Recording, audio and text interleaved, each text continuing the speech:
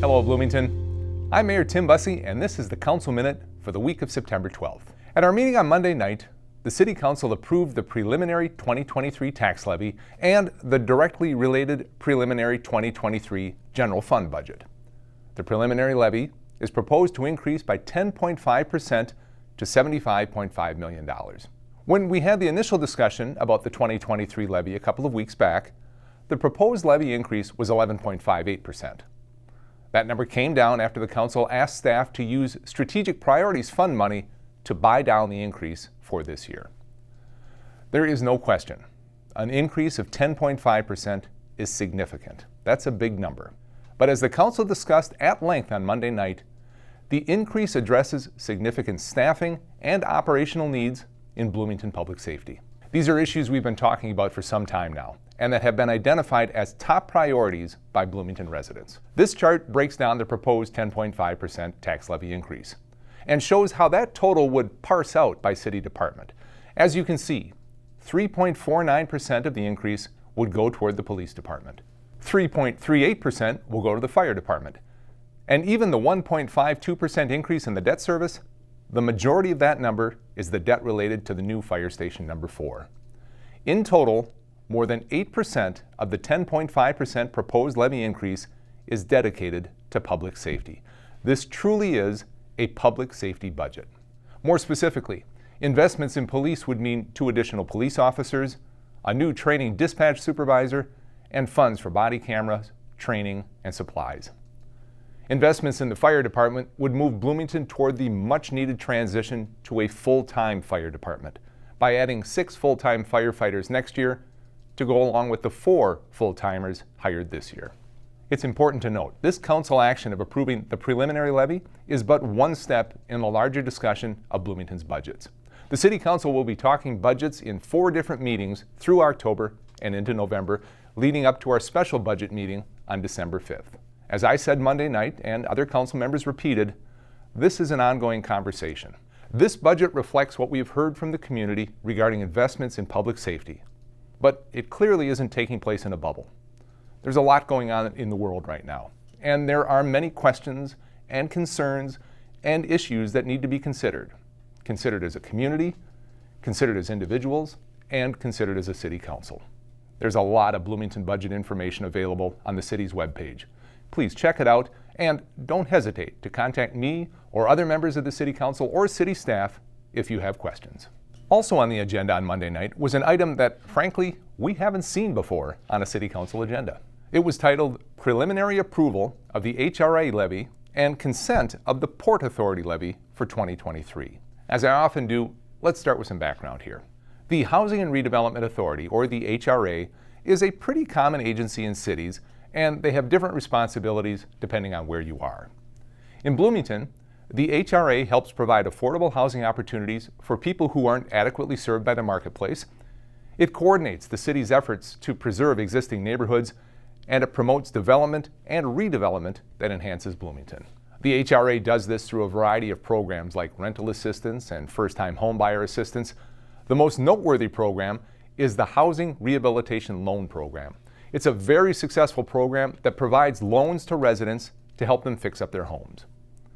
The HRA gets its funding from federal and state and regional sources and through a local property tax. The HRA has taxing authority and has levied a tax for many years.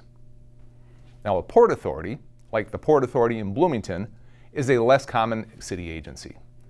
You might think that you need to have a port authority, but officially you don't. The Bloomington Port Authority is an economic development agency that expands the city's tax base, works to promote and attract quality job opportunities, and most importantly here in Bloomington, supports real estate development and economic development. The Port Authority's efforts are currently concentrated in the South Loop District. So with that as the background, back in 2021, the HRA board adopted a strategic plan, and it aligns with the city's strategic priorities and places a high level of importance on the entire housing continuum, from unsheltered homelessness to assistance for single-family homes. The HRA strategic plan also included a comprehensive assessment of the organization to look at current HRA systems, assess gaps in services, identify areas of opportunity, and to analyze what the best organizational structure would be for delivery of current and future programs.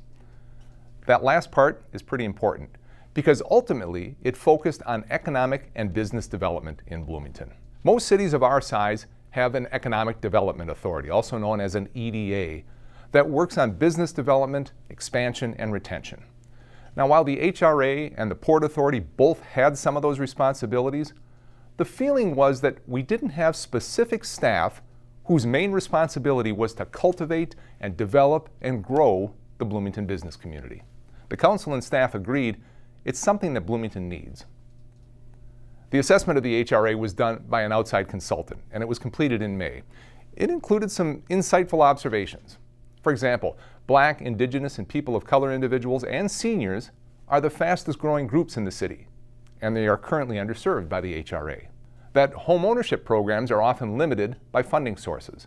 That the HRA is primarily focused on housing, not on commercial nodes and needs, and that there is a gap in redevelopment and economic work which could have resulted in missed development opportunities. As I said, those are good insights, which is why it's sometimes good to bring in an outside consultant to look at things with fresh eyes. Now, from those observations, staff developed a series of recommendations that I believe will put the HRA, the Port Authority, and the city in a much stronger position moving forward. The recommendations, which were reviewed and approved by the HRA Board, the Port Authority Board, and the City Council, include the following. First, the plan will focus the HRA mission towards what's referred to as the Continuum of Housing, and will shift the HRA away from some of its current redevelopment work. Now, the Continuum of Housing basically means all the housing options you can think of, from homelessness to transitional housing to affordable rentals to owning a market value home. The HRA will focus on the entire continuum and will also focus on housing projects with 20 or fewer units, which is a housing option that's currently lacking in Bloomington.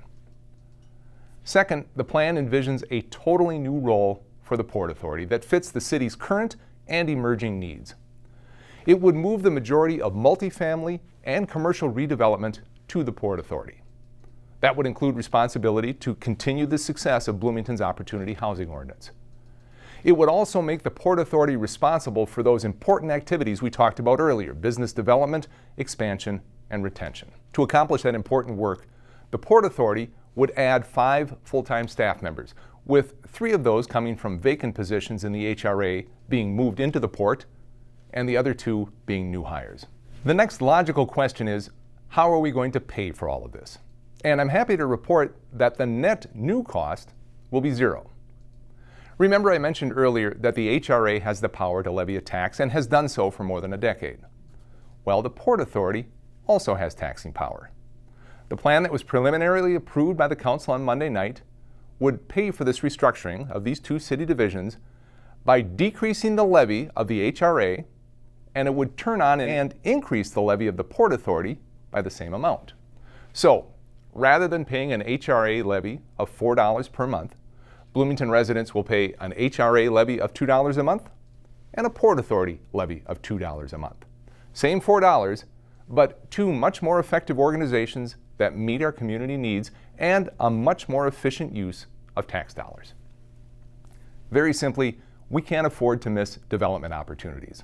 And this rethinking of how we deliver services to our community is an important step toward achieving that goal.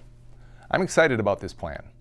And I'm especially excited to see how it all works together when our new Bloomington Business Development Center opens in the old Fire Station number 3. That's it for this week's Council Minute. Thank you for spending some time with me today. Until next time, stay safe, Bloomington.